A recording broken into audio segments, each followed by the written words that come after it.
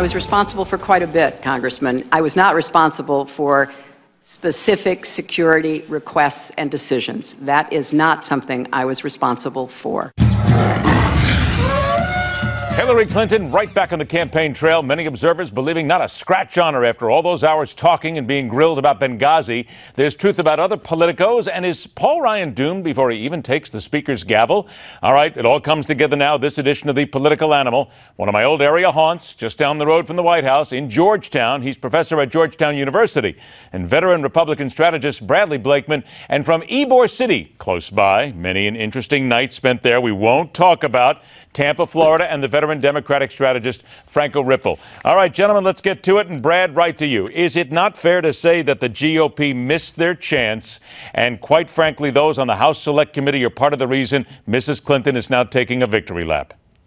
Not necessarily those on the committee. I think McCarthy didn't help very much by his statement, as well as others who were not on the committee in the House on the Republican side. Having said that, look, Hillary's performance was awful.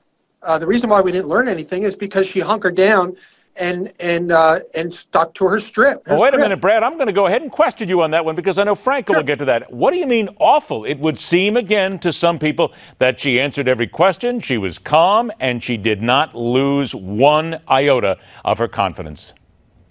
Well, you know, I don't think she answered the questions at all. She punted every question when it came to responsibility. She was responsible for nothing. She wasn't responsible for emails. Her attorneys were. She wasn't responsible for security. The security people were. What was she responsible for? She takes no personal responsibility for anything that she has done under her watch. So, look, if you're a Republican, you thought she did poorly. If you're a Democrat, you thought she did great.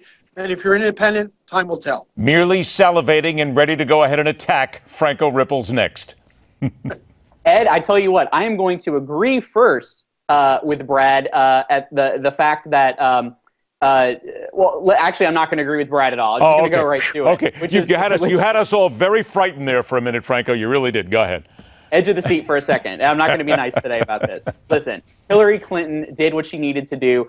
I know that Brad understands how federal government works, that there are many layers and levels to it. Certainly, there are undersecretaries and others who are responsible for ensuring diplomatic security, and only the highest priority things rise to the secretary's level. And this was a high priority. And in a now infamous exchange with Congresswoman Roby, she said, yes, I was up all night alone, by the way, dealing with this. She answered their questions. She came out unscathed. And in the words of the Clinton campaign, she looked like a president sitting there. In the background, we heard a siren. It must have been the guys with the rubber room. They had the jackets ready to come get Franco there for a moment, hearing what you did. All right, we're going to continue to talk about this for the next couple of weeks here. I wanted to get your quick comments. Let's do a few other things while we're here. Back to you, Brad. Washington Post, Eugene Robinson, the column today. Paul Ryan is doomed, to TOO. Basically saying that he is in a completely non-winnable situation here as Speaker of the House. He can't win, and eventually he's going to lose a lot of this support. What do you think? Consider the source. He is about as unknowledgeable on this as possible. Ryan's coming in strong. Why? It's because he played hard to get. He doesn't want this job, but if he takes it, it's going to be on his terms. And I think that is the key to this, is Paul Ryan is going to come in, fresh face. Most people really like this guy, and he's a leader. And I think that under his leadership, we're going to see a united conference, not only in the remainder of this year, but coming out of the gate next year. Franco, isn't it possible, too? There are some people who say that he is not conservative enough, but on the other side, there are those who say that he has the ability to reach across the aisle. So maybe that will make him undoomed, if you will, and at least give him an opportunity to work with everybody. Well, that's right. And let's remember there are a significant number of Democratic votes that have to vote for a speaker as well. And it is important that someone like Paul Ryan has just enough appeal, maybe, to be able to reach out and not seem like an immediate threat like those in the Freedom Caucus to Democrats. Now I'm going to go ahead and agree with Brad, which is to say that I don't think he's doomed. I think he is probably the only person who can get the job done at this point. And yeah, consider the source. Everyone on the right is trying to discredit him for not being conservative enough. But I mean, he's more conservative than a Democrat my preferred Speaker of the House would be, so there you have it. 90 seconds left. A couple of quick things here. Back to you, Brad. Jeb Bush's campaign, across the board pay cuts. They're struggling a little bit. Is this a bad omen for Bush moving forward? No, he's not struggling at all. He's got plenty of money. not only his own personal money in as far as the campaign is concerned, but PAC money. And what he's doing is he's getting lean and mean and preparing himself for what's going to be truly a fight in not only after Iowa, but in New Hampshire, South Carolina, Nevada, and Super Tuesday. This is what good, smart campaigns do. They don't, blow all their money before the first vote is cast. It's smart. All right, Franco, I got about 60 seconds left. A very simple question to you. Is Supergirl hot?